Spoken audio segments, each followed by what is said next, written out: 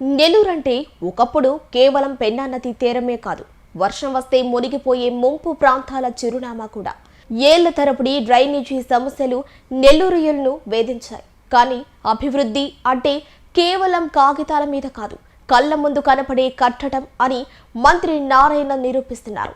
మొండిగా ఉన్న ఆక్రమణలను తొలగించి నగరానికి కొత్త ఊపిరి పోస్తూ రామిరెడ్డి డ్రైన్ నుంచి గచ్చు కాల్వ వరకు ఒక భారీ ప్రక్షాళన జరుగుతోంది. అసలు నెల్లూరు ముఖ చిత్రం ఎలా మారుతుంది? ఈ నవనిర్మాణ సారథి వ్యూహం ఏంటి చూద్దాం మన ఛానల్ 9 లో ప్రత్యేక కథనంలో. నెల్లూరు వాసులకు వాన వస్తే చాలు గుండెల్లో రైళ్లు పరిగెత్తేవి. కాలువలు ఆక్రమణలకు గురై మురుగునీరు పోయేదారి లేక లోతట్టు ప్రాంతాలు నరకాన్ని చూశాయి. దశాబ్దాలుగా ఎందరో నాయకులు వచ్చారు, హామీలు ఇచ్చారు, కానీ గ్రౌండ్ లెవెల్లో మార్పు మాత్రం శూన్యం. ఈ క్రమంలో ఈ సమస్యలకు మూలాల నుంచి చెక్ పెట్టాలని మంత్రి నారాయణ రంగంలోకి దిగారు. సామాన్యుల కష్టాన్ని తన కష్టంగా భావించి నెల్లూరు డ్రైనేజీ వ్యవస్థను రీడిజైన్ చేశారు. ఇక అసలు విషయంలోకి వద్దాం. అభివృద్ధి అంటే కేవలం రంగులు వేయడం కాదు, పునాదుల నుంచి మార్పు తీసుకురావడం. మంత్రి నారాయణ నెల్లూరులో చేస్తున్నది సరిగ్గా ఇదే. పనులు అంటే ఏదో ప్యాచ్ వర్క్ చేసి చేతులు దులుపుకోవడం అనుకుంటే పొరపాటే.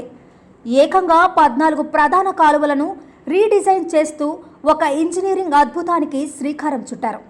చూడండి, గతంలో ఆక్రమణల వల్ల ఇరుకైపోయిన కాలువలు ఇప్పుడు ఎలా వెడల్పు అవుతున్నాయో, ఎక్కడా నీరు ఆగకుండా భారీ వర్షం వచ్చినా తట్టుకునేలా 3 నుంచి 5 మీటర్ల వెడల్పుతో కాలువలను నిర్మిస్తున్నారు. దీనికి తోడు టెక్నాలజీని వాడుతూ డబుల్ వెంట్ సిస్టమ్ను ప్రవేశపెట్టారు. అంటే ఒకేసారి భారీ స్థాయిలో నీటి ప్రవాహం ఉన్నా నగరం మునిగిపోయే ఛాన్స్ అస్సలు ఉండదు. నిజానికి ఆక్రమణలు తొలగించడం అంటే ఆషామాషి విషయం కాదు. ఎన్నో ఒత్తిళ్లు, ఎన్నో అడ్డంకులు. కానీ మంత్రి నారాయణ ఎక్కడా వెనక్కి తగ్గలేదు. నగరం బాగుండాలి, జనాలు కష్టాలు తీరాలి అనే ఒకే ఒక్క లక్ష్యంతో మొండిగా ముందుకు వెళ్లారు. ఇవాళ రామిరెడ్డి డ్రైన్ నుంచి గచ్చు కాలువ వరకు ఎక్కడ చూసినా యుద్ధ ప్రాతిపదికన పనులు జరుగుతున్నాయి. ఇది కేవలం డ్రైనేజీ నిర్మాణం కాదు, నెల్లూరు భవిష్యత్తుకు భరోసా ఇచ్చే ఒక పక్కా ప్లానింగ్. నేడు నెల్లూరు గల్లీల్లో వినిపిస్తున్న మాట ఒక్కటే, నారాయణ మాట ఇస్తే పక్కాగా జరుగుతుంది. మాటలు కంటే చేతులే మిన్నా అని నిరూపిస్తూ నగరంలోని ప్రతి ఇంటికి భరోసా ఇస్తోంది ఈ ప్రభుత్వం.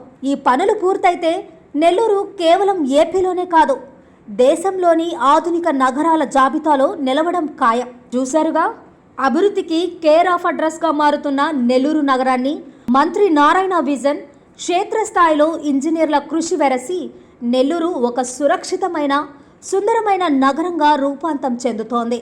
ఇది కేవలం ఆరంభం మాత్రమే.